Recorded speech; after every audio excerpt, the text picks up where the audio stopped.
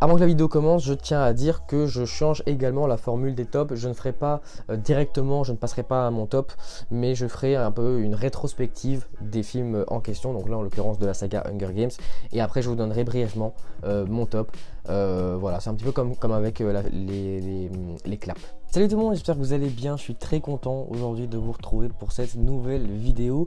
Enfin, le retour des vidéos un peu plus traditionnelles après la très longue série de vidéos que j'ai sorties sur les différentes cérémonies de récompenses ciné, donc les BAFTA, les Césars, les Oscars, c'est-à-dire 6 vidéos quand même. Aujourd'hui, on est de retour avec les vidéos entre guillemets normales et on va aujourd'hui faire un petit top. Ça fait très longtemps que j'ai pu faire de top, le dernier c'était sur les films de la saga Predator. Donc ça fait un petit bail. Et aujourd'hui on se retrouve sur un top un peu plus court avec seulement 5 films dedans.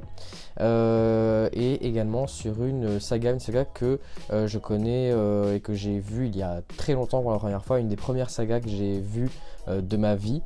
Et une de mes préférées aussi, et c'est des films dont je parle assez rarement sur la chaîne au final. C'est bien évidemment les films de la saga Hunger Games. A la base, Hunger Games c'est une saga littéraire composée initialement de 3 livres, Hunger Games l'Embrasement et Hunger Games la Révolte, tous les 3 écrits par Suzanne Collins, qui se déroulent dans un univers, enfin dans notre monde, mais dans un monde un peu plus dystopique, futuriste, aux États-Unis, qui ne s'appelle plus les États-Unis, qui s'appelle Panem, et qui est une véritable dictature.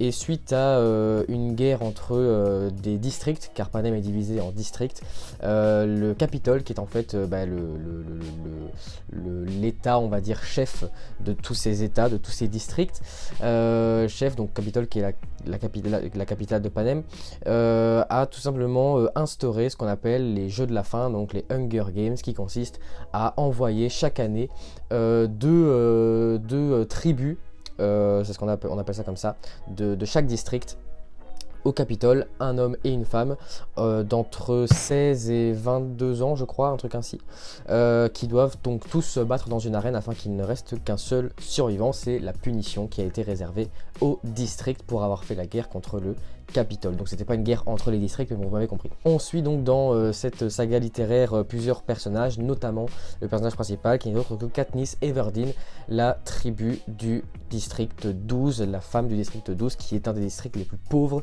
car oui, chaque district n'est pas aussi avantagé que d'autres dans les jeux. Bref, on en reparlera bien évidemment plus tard. Ces 3 livres ont été adaptés au cinéma en 4 films, donc Hunger Games l'Embrasement et Hunger Games la Révolte, qui a été divisé en 2 parties. Donc ces films sont sortis entre 2012 et 2015. Quelques années plus tard, Suzanne Collins réécrit un livre Hunger Games, un préquel de la saga littéraire qui s'appelle Hunger Games, la balade du serpent et de l'oiseau chanteur, qui se concentre sur la jeunesse de l'antagoniste principal de la saga que nous connaissons tous depuis plusieurs années maintenant.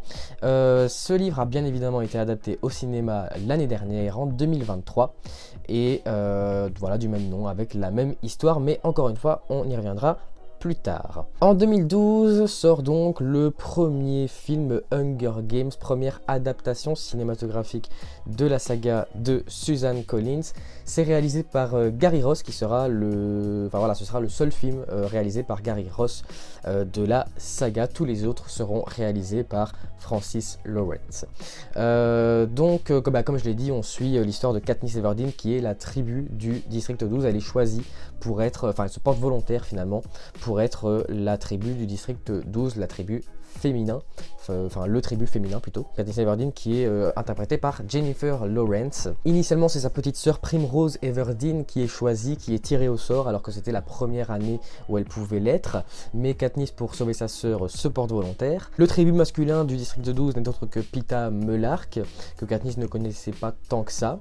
Leur relation va évoluer forcément au fil de leur préparation au jeu, ainsi que pendant les jeux. Alors pendant les jeux, Peeta va notamment s'allier faussement aux ennemis, aux autres tribus, tandis que Katniss va s'allier aux tribus féminines du district 11, qui va malheureusement mourir. Donc voilà, on suit tous ces jeux, etc., toutes ces morts, tous ces combats à peu près atroces, avant que Peeta et Katniss soient finalement les deux derniers, et finalement le Capitole accepte de les laisser tous les deux survivre, puisqu'ils sont les deux tribus du district 12, donc voilà, on les autorise à tous les deux survivre, ils ne sont pas obligés de s'entretuer. C'est comme ça que se termine le film, pas tout à fait, puisque on se rend compte bien sûr que ce petit jeu, cette petite mise en scène de Katniss et Peeta qui ont fait semblant d'être amoureux pour que le Capitole les laisse survivre à deux, ça a été compris par le président Snow, qui est donc l'antagoniste principal de la saga, qui est le président de Panem et un peu l'investigateur, on va dire, des Hunger Games, et il a très bien compris ce petit manège et ça ne lui plaît pas du tout. C'est comme ça que le film se termine. C'est un film que j'aime énormément pour plusieurs raisons. Une raison supplémentaire que j'ai trouvée il n'y a pas longtemps, c'est quand j'ai lu les livres, eh ben, je trouve déjà que ce film est extrêmement fidèle au livre. C'est vraiment la même chose. Alors forcément il y a un peu plus de détails, un peu plus d'histoire dans le livre, mais il n'y a pas grand chose qui a été supprimé, et ce qui a été supprimé, j'ai envie de dire, devait être supprimé. Je veux dire, c'était pas vraiment essentiel à le mettre dans le film, et donc voilà, je trouve que le film est extrêmement fidèle au roman, ce qui est au final assez cool, hein. On pourrait dire oui mais il faut qu'il change, etc., mais en soi bon, c'est une adaptation, donc le fait que ce soit fidèle au roman c'est cool. Puis voilà, ça peut plaire à Suzanne Collins et aux lecteurs. Suzanne Collins, en écrivant Hunger Games, elle essaie de nous parler de pas mal de thématiques qui peut-être lui tiennent à cœur, j'en sais rien, mais en tout cas ces thématiques elles sont très bien retranscrites dans le film, et je pense que c'est ça qui est le plus important finalement. C'est même pas de faire l'histoire la plus ressemblante, c'est vraiment de retranscrire les thématiques de l'œuvre de base. Il y a une sorte de lutte contre le totalitarisme, puisque Panem est un état totalitaire et une véritable dictature qui met sous son emprise la totalité de ses citoyens. Donc c'est quelque chose qui existe véritablement dans la vraie vie, mais là ça touche les États-Unis, enfin ce qu'on appelle aujourd'hui nous les États-Unis, donc forcément c'est déjà un peu plus fort, puisque les États-Unis c'est paraît-il un exemple de démocratie, ce qui au final est un peu le cas, puisque voilà, c'est tout le monde vote, le président est choisi, est élu, machin, tout ce qu'on veut. Voilà, c'est une démocratie les États-Unis. Mais dans Hunger Games, c'est loin d'être le cas. C'est aussi un état extrêmement élitiste, avec son élite qui a le droit de vivre dans le Capitole, dans lequel aucun tribut n'est sélectionné pour les Hunger Games. Par contre, les gens un peu moins riches, un peu moins qui font moins partie de l'élite, font eux partie des districts. Et encore même au sein des districts, il y a une hiérarchie sociale. Par exemple, le district 1 est beaucoup plus riche que le district 11 par exemple. Ce qui veut dire que certains districts sont déjà avantagés dans leur tentative de survie, en tout cas je parle des tribus, aux Hunger Games que d'autres. Forcément, des tribus qui mangent à leur faim ont plus de chances de survivre aux Hunger Games que des tribus qui ont la peau sur les os. Les Hunger Games, c'est au final un pur divertissement que le Capitole met en place pour son propre divertissement à lui en fait. Ça ne divertit personne d'autre à part eux, des gens qui ils savent très bien qu'ils ne vivront jamais ça, et ça les fait rire de punir des gens qui n'étaient même pas nés à l'époque où la guerre entre le Capitole et les districts a eu lieu. Donc ça aussi, on ressent énormément de pitié forcément pour les tribus, de pitié pour les familles des tribus, pour les districts en général, et une véritable haine pour ces gens extrêmement méprisables, évidemment. Il n'y a aucune once d'humanité qui ressort de ces gens. D'ailleurs, l'humanité dans la saga Hunger Games, c'est un mot qui a vraiment aucune importance, en tout cas pour les gens du Capitole, puisque à partir du moment où tu balances chaque année 24 adolescents dans une arène pour qu'ils s'entretuent et qu'il ne reste qu'un survivant, c'est vraiment que ton principe d'humanité est assez proche du néant. J'aime vraiment bien la réalisation de Gary Ross dans le film. C'est un peu dommage au final qu'il ait fait aucun autre film après de la saga, mais j'aime bien parce que c'est conforme, la photographie et la réalisation sont conformes par rapport à l'endroit où tu te trouves. C'est-à-dire que quand tu es dans le district 12, c'est très terne, c'est très gris, c'est assez déprimant comme couleur, comme photographie. Et la réalisation est un peu plus laborieuse aussi, hein. Voilà, c'est sûrement en corrélation avec le fait que les habitants du district 12 s'en sortent un peu moins bien dans la vie. C'est un peu plus laborieux comme vie, on va dire. Donc la réalisation, pareil, elle est un peu bancale. La caméra, elle bouge un peu bizarrement. Elle n'a pas l'air très stable. Tandis qu'au Capitole, voilà, il y a du travelling, la caméra, des fois elle est fixe, il y a des beaux plans, il y a des belles couleurs, etc. C'est assez vif, c'est très différent. C'est comme dans l'histoire, hein, la vie au District 12, elle est extrêmement différente de la vie au Capitole. Et quand on arrive dans les jeux, logiquement, la réalisation devient à nouveau instable, puisque c'est extrêmement instable comme psychologie, on va dire, par rapport aux tribus dans les jeux. Ils savent pas s'ils vont survivre, forcément. Ils essaient de survivre et ils agissent presque tout le temps par adrénaline au final. Donc voilà, c'est logique que la réalisation ne soit pas calibrée et hyper nette et précise. C'est très intéressant que ce soit beaucoup plus fouillis, j'ai envie de dire. J'adore le casting aussi, bien évidemment. Jennifer Lawrence est une de mes actrices préférées, c'est une meuf extrêmement talentueuse et voilà, ce rôle lui colle à la peau encore aujourd'hui. Woody Harrelson, pareil, c'est un rôle qui est fait pour lui, le rôle d'Mitch, un ivrogne qui s'en bat les steaks d'à peu près tout, qui est assez marrant aussi. Enfin bref, c'est vraiment le rôle pour Woody Harrelson et j'adore cet acteur aussi, il est extraordinaire. Le président Snow est joué par Donald Sutherland, qui est un des acteurs les plus expérimentés de l'histoire du cinéma. C'est un des mecs qui a joué dans le plus de films au monde. Je pense que c'est le 3e ou 4e acteur qui a joué dans le plus de films, plusieurs centaines. Et pareil, ce rôle lui va absolument à ravir. Il a une tête de connard, il a une tête de méchant, une tête de dictateur, et donc ça lui va très très bien. Il y a 2-3 défauts, notamment des incohérences techniques. Par exemple, dans l'arène, à un moment, il y a Katniss qui court et on voit que dans la régie, on va dire, des Hunger Games, ils peuvent, voilà, c'est comme s'il y avait une caméra qui suivait Katniss, parce qu'ils ont des images de Katniss qui court comme si vraiment il y avait une caméra derrière, sauf que quand Katniss court, on se rend compte qu'il n'y a absolument rien, il n'y a pas de caméra, donc c'est un peu bizarre. C'est des détails qui n'ont pas forcément été parfaitement maîtrisés, mais bon, c'est des détails et ça reste un film qui est génial, le rythme est parfait. Voilà,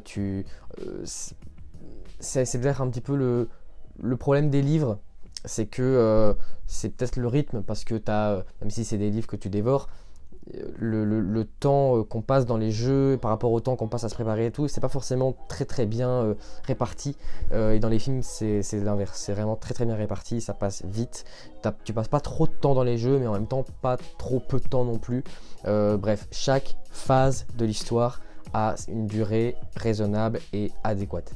Donc ça c'est très cool. Bref, c'est un film que j'adore, c'est pour moi un monument de la science-fiction au cinéma comme dans la littérature, et bien évidemment c'est un excellent début de saga pour Hunger Games. L'année d'après, Hunger Games, l'embrassement, deuxième livre de Susan Collins, deuxième livre Hunger Games en tout cas, se voit également bénéficier d'une adaptation cinématographique, cette fois pas réalisée par Gary Ross mais par Francis Lawrence. Les 74e Hunger Games, donc ceux présents dans les premiers films, ont donc été remportés par Katniss et Peeta, les deux tribus du District 12 qui ont pu rentrer chez eux. On suit donc cette évolution médiatique dans leur vie, hein, puisque forcément comme ils ont gagné les jeux, voilà, ils sont sous les feux des projecteurs un peu partout dans le pays, enfin surtout au District 12 du coup, puisqu'ils habitent là-bas. Donc on suit ça, et on suit également la préparation et les jeux, les 75e Hunger Games, qui, comme les 25e et les 50e Hunger Games, sont des jeux de l'expiation, donc des jeux un peu spéciaux, qui, en l'occurrence, cette année-là, va accueillir 24 tribus à nouveau, mais des tribus qui sont des anciens vainqueurs des Hunger Games. Étant donné qu'il n'y a que 3 anciens vainqueurs encore vivants dans le District 12, à savoir Peeta, Katniss et Mitch, il y a une chance sur 2 que Peeta et Katniss retournent dans l'arène, et pour Katniss il n'y a aucun espoir qu'elle n'y retourne pas, car c'est le seul tribut féminin du District 12 à être encore vivant. Tribut féminin vainqueur évidemment. Donc voilà, on suit ces seconds jeux pour Katniss et Peeta, en parallèle de l'opinion publique de Panem sur eux, parce que voilà, et encore une fois, ils font semblant d'être un couple hein, pour avoir des sponsors, parce que oui, tu as des sponsors quand tu participes aux Hunger Games, des sponsors qui peuvent t'avantager dans l'arène. Et voilà, on fait la connaissance aussi d'anciens vainqueurs des autres districts. Et voilà, les jeux évoluent jusqu'à ce qu'une alliance, une sorte plus de complot au final contre le Capitole émerge au sein de l'arène avec quelques anciens vainqueurs qu'on va suivre encore après dans les prochains films qui vont s'allier à Peeta et Katniss pour arrêter les jeux et ne pas devoir s'entretuer dans le simple but de commencer la rébellion contre le Capitole et contre la dictature qui règne à Panem. Donc l'arène est détruite par cette alliance et le district 12 est détruit également par le Capitole, ce qui sonne le début de la rébellion et de la guerre. Tout simplement, et les jeux s'arrêtent là, il n'y a pas de vainqueur, il y a pas mal de survivants. J'adore, à nouveau, évidemment, tout comme j'ai adoré le livre. Encore une fois, c'est très fidèle au roman, il n'y a rien à dire. C'est un film un peu plus politique. Le premier posait les bases vraiment de l'univers de Hunger Games et du concept des jeux de la faim. On se concentrait pas vraiment sur l'aspect un peu plus politique qu'il y avait derrière, sur cet aspect un peu... voilà, les gens en ont peut-être un petit peu marre de vivre dans cet état, dans ce pays-là, sous ce gouvernement un peu tyrannique. C'est pas les thématiques principales, on va dire, du premier film. Elles sont bien plus apportées, bien plus abordées, surtout dans ce deuxième opus et dans ce deuxième livre. C'est bien sûr très important puisque ça constitue l'élément principal, presque l'unique élément des troisième et quatrième films du coup de Hunger Games La Révolte. C'est également très intéressant hein. Moi j'ai toujours été assez intéressé, presque passionné par tout ce qui est géopolitique, tout ce qui est voilà, les guerres, les conflits, les relations entre différents pays. Et là c'est ou même les relations internes, on va dire, au sein d'un même pays. Et ben là, c'est des thématiques, c'est de la fiction, mais c'est une thématique qui est conforme à cette passion que j'ai, en tout cas à ce sujet qui m'intéresse pas mal. Je suis moins fan techniquement de ce deuxième film. C'est Francis Lawrence qui donc, alors Francis Lawrence qui n'a aucun lien de parenté avec Jennifer Lawrence, je précise. Donc c'est lui qui réalise, il réalisera tous les autres films, Hunger Games. Je suis moins fan, c'est des plans plus académiques, c'est moins recherché peut-être dans District 12 par exemple, il n'y a plus ces fameux plans un peu laborieux. Bon après, forcément la vie de Katniss et Peeta est assez différente par rapport au début du premier film, mais quand même, je trouve que c'est beaucoup plus académique, beaucoup plus basique, beaucoup moins marquant, en tout cas techniquement. Pareil pour les couleurs qui sont peut-être un petit peu trop vives, surtout dans l'arène qui est très différente du premier opus aussi. Et comme pour le premier film, c'est extrêmement bien rythmé. Encore une fois, chaque phase a une durée très adéquate. Il y a quand même pas mal de choses qui sont abordées dans le film, hein. Déjà, la vie de Peeta et Katniss après les jeux, leur tournée dans les districts, les jeux de l'expiation, la préparation des jeux de l'expiation, les jeux, la mise en place du complot, l'exécution, on va dire, du plan, une petite conclusion qui ne se déroule pas dans l'arène aussi. Bref, il y a pas mal de choses quand même qui se déroulent dans le film et c'est très bien rythmé, on s'ennuie pas du tout. Bref, super film également, très très bonne suite, excellent film de science-fiction, excellent film politique aussi. On passe à Hunger Games La Révolte partie 1, car comme je vous l'ai dit tantôt, Hunger Games La Révolte, donc le troisième livre, a été divisé en deux parties. Katniss, donc après les événements du deuxième opus, elle est assez grièvement blessée par ce qui s'est passé à la fin des deuxièmes jeux, enfin des jeux de l'expiation, puisque voilà, en détruisant l'arène, elle s'est on va dire électrocutée entre guillemets, et donc elle se réveille au district 13. C'est le fameux district qui avait décidé de faire la guerre au Capitole pendant les jours sombres, ce qui a donné lieu à la création des Hunger Games. District 13 qui avait donc été totalement détruit par le Capitole initialement, mais au final les habitants se sont construits, on va dire, un nouveau district 13 dans le sol de l'ancien district 13. Katniss se réveille donc là-bas et on se rend compte que le district 13 est donc toujours existant et que ce même district 13 tente une nouvelle rébellion, une nouvelle guerre face au Capitole, tout simplement. La présidente de ce district 13 n'est autre qu'Al McCoy, qui est jouée par Julianne Moore, et c'est on va dire l'investigatrice du complot qui visait le président Snow, enfin qui visait le Capitole, et donc Katniss est un petit peu la chef malgré elle. Elle est aidée par Plutarch Evansby, joué par Philip Seymour Hoffman, ce regretté acteur de génie, qui était le soi-disant créateur des jeux d'expiation du deuxième film, qui au final était donc un espion au final au service de Coin. Et voilà, Coin et Evansby notamment veulent que Jennifer Lawrence, j'allais dire, que Katniss représente la rébellion en incarnant ce qu'ils appellent le Gémoqueur, c'est-à-dire le Gémoqueur, c'est un oiseau qui existe dans l'univers Hunger Games, et voilà, ils veulent qu'elle incarne ce Gémoqueur, que ce soit le symbole de la rébellion. Pourquoi le Gémoqueur? Eh bien parce que lorsque le tribut féminin du district 11 est décédé dans les premiers jeux auxquels Katniss a participé, hein, c'est le fameux tribut avec lequel Katniss s'était alliée. Elle s'appelait Rue, c'était une petite fille. Lorsqu'elle est décédée, eh bien, il y a des Gémoqueurs qui ont chanté avec Katniss au-dessus du corps de Rue, et voilà, c'est ce qui avait ému énormément de gens dans Panem. Donc voilà, ils veulent que le Gémoqueur devienne un symbole de la rébellion et que Katniss l'incarne, ce qu'elle a du mal à accepter, mais ce qu'elle au final va devoir accepter. Peeta, quant à lui, a été capturé par le Capitole à la fin des jeux, tout comme Johanna Mason du district 7, je crois, ainsi que Annie Cresta, qui ne faisait pas partie des jeux, mais qui est toujours d'ailleurs la femme, la compagne de Finnick Oder, c'est-à-dire le tribut masculin du district 4, il me semble, qui est joué par Sam Claflin. Évidemment, d'un point de vue politique, ça bouge aussi au Capitole, puisque la rébellion n'a pas lieu d'être et elle va essayer d'être un maximum évitée.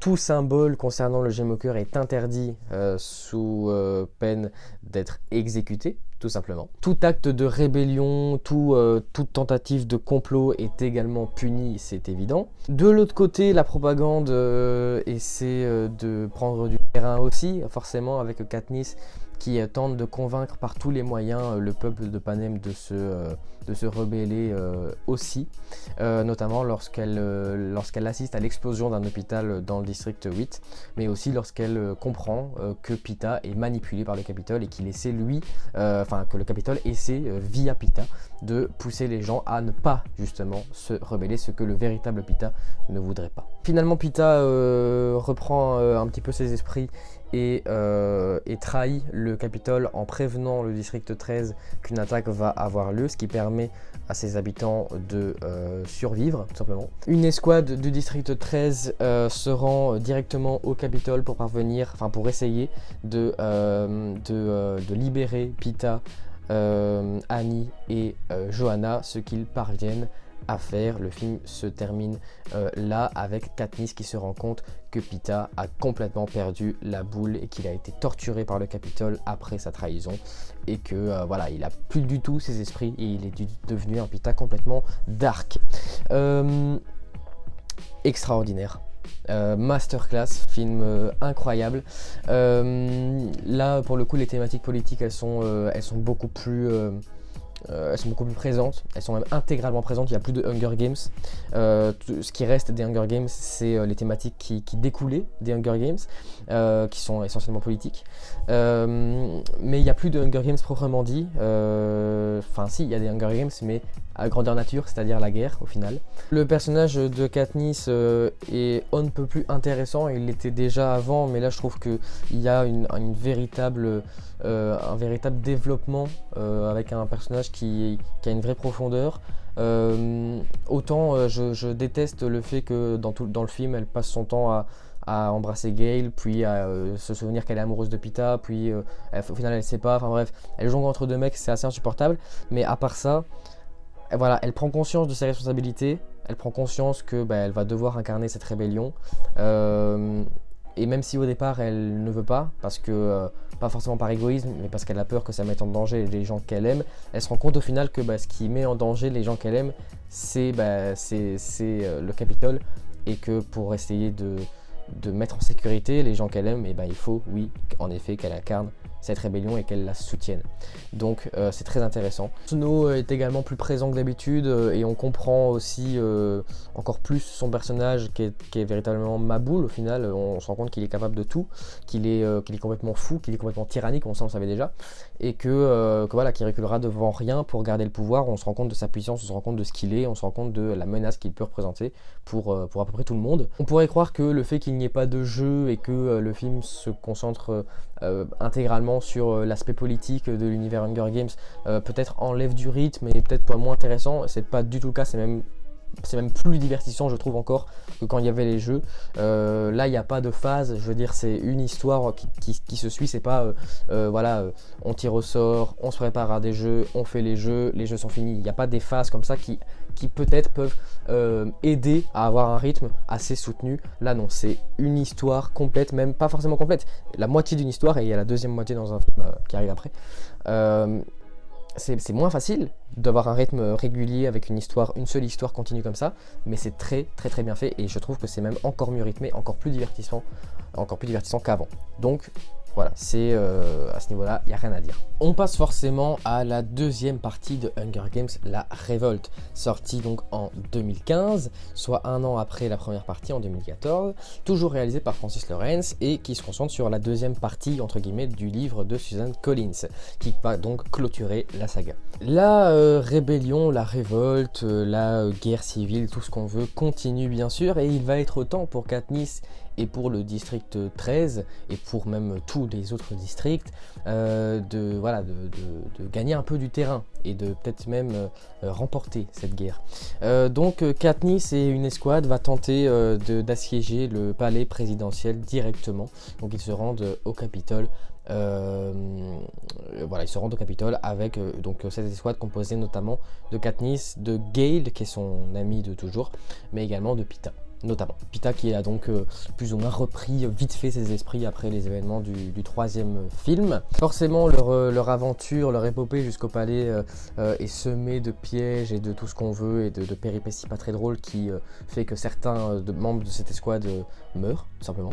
Mais voilà, ils parviennent quand même au final à avancer petit à petit même s'ils perdent des gens. Et on assiste à ce qui est au final la bataille finale on va dire entre les forces du Capitole et les rebelles à proximité du palais présidentiel. Pendant que les différentes forces se battent, des parachutes explosifs sont lancés, ce qui va tuer pas mal de gens et mettre fin au combat et à la suprématie du Capitole, puisque c'est grâce à ça que les rebelles vont gagner. Mais malheureusement, Prim, qui est donc la petite sœur de Katniss, va mourir à cause de ces parachutes, ce qui va forcément la mettre en rogne un petit peu quand même. Le palais est assiégé, les rebelles gagnent le pouvoir, le président Snow est emprisonné dans sa propre serre dans le jardin du palais, dans laquelle Katniss va venir lui parler. Et elle qui pensait que c'était Snow qui avait lancé ces parachutes explosifs se rend compte grâce au président que ce n'est pas lui mais que c'est les rebelles et que c'est donc les rebelles qui ont, sans le vouloir mais quand même, tué Prim notamment. Une cérémonie est organisée pour que Katniss exécute publiquement le président Snow, mettant officiellement fin à sa suprématie et à son pouvoir, mais au lieu de tuer Snow, elle tue Coin, suite à quoi le peuple tue de lui-même forcément le président Snow quand même. Elle est arrêtée puis libérée grâce à Plutarque qui s'est enfui. La présidence de Panem est reprise avec démocratie et liberté. Katniss et Peeta vont vivre leurs derniers jours heureux avec une petite famille et une petite maison, puisque Katniss va définitivement choisir Peeta comme amoureux, puisque c'est notamment à cause de Gale que Prim est morte. C'est très intéressant cette fin car ça montre que Katniss au final avait autant de raisons d'avoir la haine contre le Capitole que contre les rebelles qui, même si leurs intentions étaient bonnes, n'avaient pas forcément des méthodes très académiques, notamment tuer des innocents.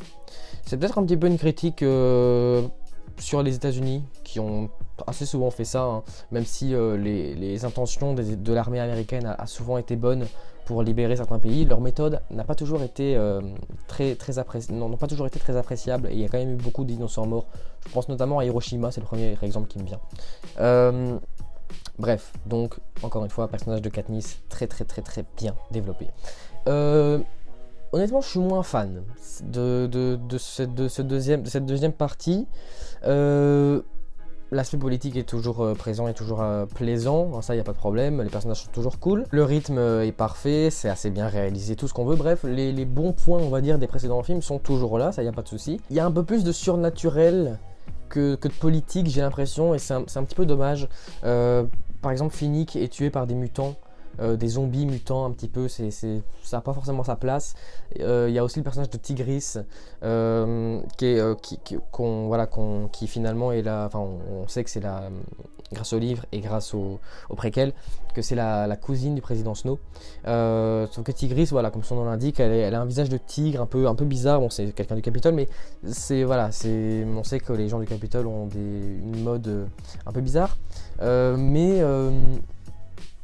Mais je sais pas, ça fait trop surnaturel et c'est un peu cringe. Il y a des lacunes scénaristiques qui, après nous avoir vendu pas mal de choses dans les 3 premiers films, sont inexcusables. Par exemple, on ne nous explique pas pourquoi est-ce que Snow réunit tout le monde au palais présidentiel alors que c'était évident qu'une attaque allait avoir lieu. On passe directement de l'explosion des parachutes au réveil de Katniss lorsque la bataille est terminée depuis pas mal de temps. On n'assiste pas à l'assaut du Capitole, à l'assaut du palais, ce qui est terriblement dommage. Snow est emprisonné, mais au final pas tant que ça. Il est dans sa petite serre, un peu sympa, un peu jolie.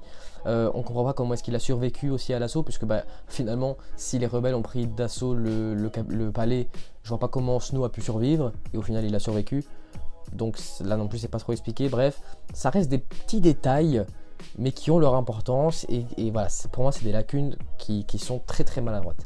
Mais à part ça, c'est un super film aussi et c'est une très bonne conclusion. On passe pour terminer au préquel dont je vous ai parlé tout à l'heure, Hunger Games, la balade du serpent et de l'oiseau chanteur, sorti en 2023, toujours réalisé par Francis Lawrence, le réalisateur des 2e, 3e et 4e volets de la saga. Donc ça suit la jeunesse du président Snow en adaptant toujours forcément le livre de Suzanne Collins sorti quelques années avant, après les films Hunger Games. Et donc ça suit Snow lorsqu'il avait 18 ans, donc lors des 10e Hunger Games. À l'époque, les mentors n'étaient pas des anciens vainqueurs des districts, mais des gens qu'on appelait les enfants du Capitole, donc des enfants / ados / jeunes adultes, enfin non, surtout des jeunes adultes, qui ont de la famille, qui font partie d'une famille on va dire un petit peu noble au Capitole. C'était le cas de Coriolanus Snow, donc le président Snow, qui forcément n'était pas président à ce moment-là. Il était enfant du Capitole et il est donc désigné pour être un mentor comme 23 autres de ses camarades. Chacun va se voir donc attribuer un tribut tiré au sort dans les districts pour ses 10e jeux, et le tribut qui gagnera verra aussi donc son mentor gagner, et le mentor aura comme récompense le prix de l'académie du Capitole ou je sais plus trop quoi. Bref, ça on s'en fiche un peu. Coriolanus Snow va se voir attribuer le statut de mentor pour Lucy Gray Bird, qui n'est autre que le tribut féminin du district 12. À nouveau, Lucy Gray Bird, qui est jouée par Rachel Zegler, que vous connaissez certainement. Je ne me souviens plus du nom de l'acteur de Snow. On suit donc cette préparation, on va dire, de Coriolanus sur Lucy Gray, qui est assez différente, qui a des méthodes assez différentes de celles de ses camarades. Il essaie vraiment d'avoir une vraie proximité avec son tribut. Et il met en place aussi Snow il propose un système de sponsorship, donc ce qu'on connaîtra toujours lors des Hunger Games avec Katniss. Au final, Lucy Gray gagne ces fameux Hunger Games, mais avec une légère triche de la part de Snow, qui a tout simplement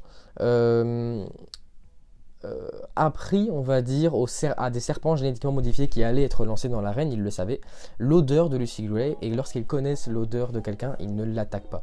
Donc il avait un petit peu triché, et ça ses supérieurs s'en sont un peu rendus compte. Il est donc puni et doit devenir pacificateur dans le district 12. Il retrouve Lucy Gray qui elle n'est pas punie, hein, c'est pas de sa faute si Snow a triché, donc elle a bien évidemment gagné, elle a pu survivre et elle est rentrée au 12. Donc voilà, ils se retrouvent et il y a une petite relation, enfin la suite on va dire de leur relation lors des jeux qui continue, enfin qui est là. Coriolanus va au 12 se rendre compte qu'il existe des complots rebelles qui font intervenir notamment l'un de ses amis qui était un des mentors des 10e jeux aussi. Il va le poucave et son ami va être exécuté comme d'autres membres du complot. Donc c'est donc un petit peu le début de l'aspect un petit peu connard de Snow. Coriolanus et Lucy Gray s'échappent puisqu'ils ne sont pas tout blancs dans cette affaire non plus. Sauf que Lucy Gray va elle-même s'échapper lorsqu'elle va comprendre que Snow n'est au final pas forcément quelqu'un dont il faut à tout prix donner sa confiance et que c'est même quelqu'un d'assez dangereux. Et sous la colère, Snow va essayer de retrouver Lucy et de la tuer. On ne sait pas au final s'il la tue ou si elle s'échappe, enfin bref, c'est assez flou.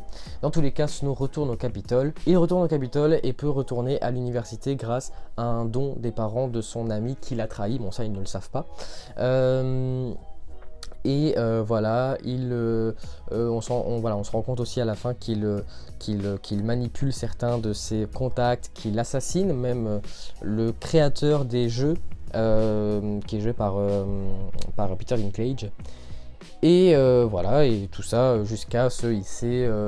On ne le voit pas quand il devient président, mais on comprend que ça va être un petit peu son mode d'emploi, son processus habituel pour arriver au pouvoir comme on le connaît dans les principaux films Hunger Games. Voilà. J'avais un petit peu peur parce que ça avait l'air d'être un petit peu moins. Ça avait l'air un peu moins film d'auteur. Ça avait l'air très très blockbuster et très très fanservice. Bon, au final, le fanservice, on l'a eu. Hein. Ça, il n'y a aucun doute. Hein. La meuf du doute, bon, c'est aussi à cause des films, à cause des livres, mais t'aurais pu un peu alléger ça avec les films. Ça ne s'est pas fait. Le tribut du 12, le tribut féminin du 12, comme Katniss. D'ailleurs, on parle des plantes, les fleurs, les Katniss dans le film. Donc ça c'est aussi du fanservice. Il y a la chanson que Katniss chante dans Hunger Games, La Révolte partie 1. On retrouve le personnage de Tigris. Il y a un moment le nom de Heavensbee qui est prononcé, donc on comprend que c'est le père ou le grand-père de Plutarque. Il y a également le Keith Liggerman qui est le père, on pense, ou le grand-père de César Flickerman, le présentateur des jeux avec Katniss. Là c'est le présentateur des jeux à l'époque. C'est vraiment des personnages très très similaires. Il est joué par Jason Schwartzman qui ressemble pas mal à César Flickerman qui était joué par Stanley Tucci. Mais au moins on découvre un peu le Panem de l'époque, donc 64 ans avant le premier film Hunger Games. Un Panem très très différent, des Hunger Games très différents aussi. Ça n'avait vraiment rien à voir à ce moment-là, les tribus étaient vraiment considérés comme du bétail. Alors que dans les Hunger Games qu'on connaît, ils étaient considérés comme des stars. L'arène est très très différente, c'est une arène très petite, intérieure, il y a très très peu de moyens de se cacher ou quoi, contrairement aux grandes arènes extérieures qu'on connaît. On fait la connaissance d'un autre Coriolanus Snow, hein, plus profond, plus attachant, même si voilà, il se hisse vers le côté obscur au fur et à mesure où le film avance. Bon, ça c'est logique, hein, sinon le film n'a pas d'intérêt. C'est pas forcément smooth. C'est pas forcément hyper bien expliqué, son personnage n'est peut-être pas ultra bien développé, c'est pour ça que j'aimerais bien qu'il y ait une suite. Bon, malheureusement si Suzanne Collins n'écrit pas de suite, je pense qu'il n'y aura pas de suite en film, mais ce serait bien qu'il y en ait une pour vraiment plus encore développer le personnage de Snow qui a l'air terriblement complexe, parce que là c'est pas super bien fait. Honnêtement j'ai pas lu le livre de la balade du serpent et de l'oiseau chanteur, peut-être que c'est beaucoup mieux expliqué dans le livre que dans le film. Ça, je le verrai dans quelques jours, quelques semaines. Ça saigne pas beaucoup, ça chante beaucoup. Par contre, on se croirait des fois dans une comédie musicale avec le personnage de Rachel Zegler qui fait que chanter. Et encore une fois, il y a ce côté un peu fanservice qui m'a légèrement gêné. Si pas, c'est encore une fois un très bon film, un super préquel. Ça nous explique pas mal de choses intéressantes. Et on découvre voilà un autre Panem, une autre facette de l'univers d'Hunger Games qui est vraiment sympa. Et ça me donne véritablement envie qu'on crée un vrai univers cinématographique autour des Hunger Games. et qu'on développe plein de choses. Il y a plein de choses à développer dans Hunger Games, les jeux de Haymitch par exemple, les différents jeux d'expiation, voilà, les jours sombres aussi, comment est-ce que les États-Unis sont devenus Panem, enfin bref, plein de choses, il y a plein de choses à expliquer. Et voilà, et ce film me donne envie d'expliquer, qu'on explique pas mal de choses. Donc j'ai bien aimé aussi. On passe vite fait à mon classement. En 5e position, je mets Hunger Games La Révolte partie 2, qui, vous l'aurez compris, est celui qui m'a le plus déçu par rapport à ses lacunes scénaristiques et le fait qu'on nous ait vraiment vendu du rêve dans les 3 premiers films et que là, je reste un peu sur ma faim sur certains trucs, mais ça reste un très bon film, une très bonne conclusion et un film très intéressant politiquement, au niveau du rythme, voilà, ça reste, les 5 sont des très bons films, hein, bien sûr, mais celui que j'ai le moins aimé, ça reste et ça restera toujours celui-là. En 4e position, le préquel, Hunger Games, La Balade du Serpent et de l'Oiseau Chanteur. J'ai bien aimé, je l'ai vu 2 fois, je l'ai plus apprécié la 2e fois. Voilà, c'est encore une fois, c'est très intéressant, on nous parle de choses dont on nous avait pas parlé dans les films d'avant. Voilà, c'est un nouveau Panem, un Panem plus vieux, très intéressant, très différent. Mais scénaristiquement, il y a également, pas forcément des lacunes, mais des choses, des maladresses.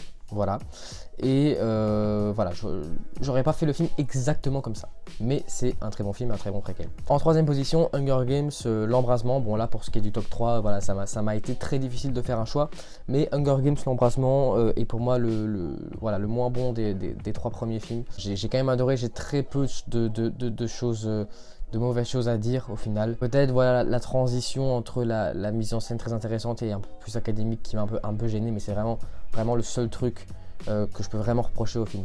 Donc en 2e position, Hunger Games, La Révolte, partie 1, voilà, qui est exceptionnel. Voilà, c'est une masterclass, c'est un film politique, c'est super bien réalisé, l'histoire est hyper divertissante et tout. Tout ce qu'on veut malgré l'absence des Hunger Games. Bref, c'est un film absolument incroyable, mais je mets quand même en première position le premier Hunger Games réalisé par Gary Ross, qui met terriblement bien en scène les enjeux de la saga, qui nous met parfaitement dans le contexte, qui nous explique très bien les concepts de cet univers assez complexe. C'est très divertissant, c'est les premiers jeux, je trouve les meilleurs jeux. Honnêtement, ils sont bien meilleurs que les jeux de l'expiation, très largement même. Bref, c'est hyper divertissant, c'est hyper intéressant, c'est un univers génial et comme on nous l'introduit dans ce film, ça ne peut être que le meilleur. Donc pour moi, le premier film Hunger Games reste le meilleur, mais les 5 sont très bons et c'est vraiment une saga qu'en général j'aime énormément pour ses qualités, pour ses thématiques, pour ses personnages, pour ses acteurs, pour sa réalisation, pour son côté marketing. Enfin non, c'est une saga exceptionnelle, c'est une des meilleures sagas de l'histoire de la science-fiction, très largement. Voilà, c'est la fin de la vidéo, j'espère qu'elle vous aura plu. On se retrouve dans quelques jours pour un Pourquoi j'aime. Ça fait très longtemps aussi qu'on a fait de Pourquoi j'aime, très longtemps même. Voilà, on va reparler de 3 films que j'ai aimés, je vous expliquerai pourquoi. 3 films dont je n'ai pas parlé sur la chaîne et dont je ne parlerai sans doute pas tout de suite en tout cas. Voilà, donc d'ici là je vous dis à très bientôt. Salut!